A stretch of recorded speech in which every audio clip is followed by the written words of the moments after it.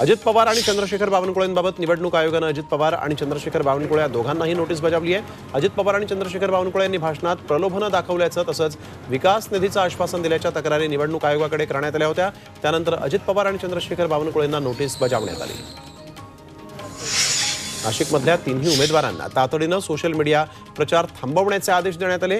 निवडणूक विभागानं तिन्ही प्रमुख उमेदवारांना नोटीस बजावलेली आहे। निवडणूक विभागाची परवानगी न घेताच सोशल मीडियावर सुरू केलेला प्रचार महायुतीचे हेमंत गोडसे, महाविकास आघाडीचे राजाभाऊ वाजे आणि अपक्ष शांतिगिरी महाराजांना भोवलेला आहे। प्रचार त्वरित थांबवण्यासह 48 तासात खुलासा करा अशी नोटीसही निवडणूक निर्णय अधिकाऱ्यांनी बजावली आहे।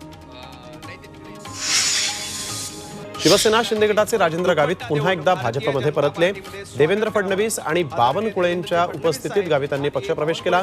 पालघरमधून तिकीट नाकारल्यानं राजेंद्र गावित हे शिवसेनेत नाराज होते, त्यामुळे ते पुन्हा स्वगृही परतले। अमृत नोनी गॅस्ट्रिन, अपचन, ऍसिडिटी, गॅस्ट्रबल ह्यापैकी तुम्हाला कुठलाही गॅस्ट्रिक प्रॉब्लेम झाला, उपाय एकच, अमृत नोनी गॅस्ट्रिन। शिवसेना शिंदे गटाच्या यामिनी जाधव यांनी राज ठाकरेंची भेट घेतली। राज ठाकरेंच्या शिवतीर्थ या निवासस्थानी जाऊन त्यांनी भेट घेतलेली आहे। यावेळेस यामिनी जाधव यांचे पती यशवंत जाधवही उपस्थित होते। भेट सकारात्मक झाल्याचं सांगत राज ठाकरेंचे आशीर्वाद घेण्यासाठी आल्याचं यामिनी जाधव यांनी म्हटलंय। महायुतीकडून दक्षिण मुंबईच्या त्या उमेदवार आहेत।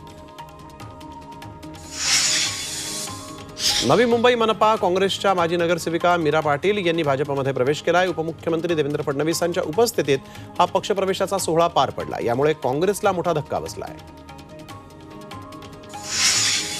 भाजप नेते प्रवीण दरेकर यांनी शिरूर मतदारसंघाचे महाविकास आघाडीचे उमेदवार अमोल कोल्हेंवर टीका केली।